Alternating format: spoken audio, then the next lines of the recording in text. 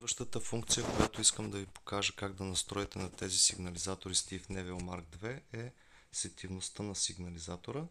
Mark II и Mark 1 са различни. Mark II има опция буря и стандартен режим, докато Mark 1 има само стандартен режим на сетивност. Как точно става това? Всичко отново се наглася от този ключ. След като включа сигнализатора, светодиода долния започва да пресветва бързо и следва солидна светлина.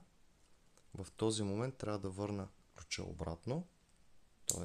включвам солидна светлина и връщам обратно. Това е първия стандартен режим на сигнализатора. Когато го включа отново,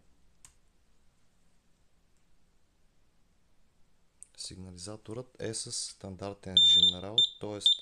дори при най-малките микродвижения той отчита.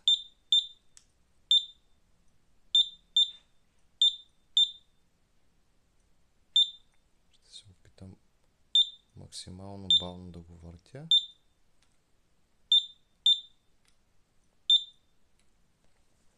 За да преминем на режим буря, изключваме сигнализатора, включваме го отново, изчакваме солидна светлина и го връщаме обратно.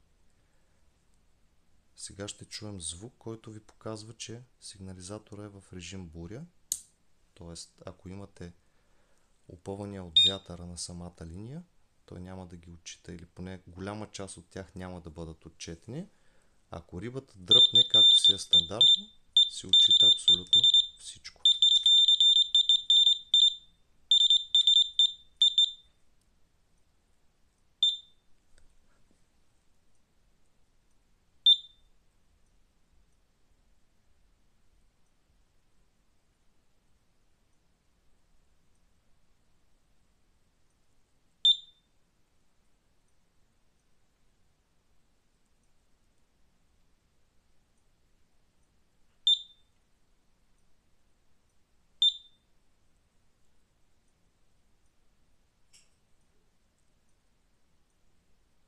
И отново.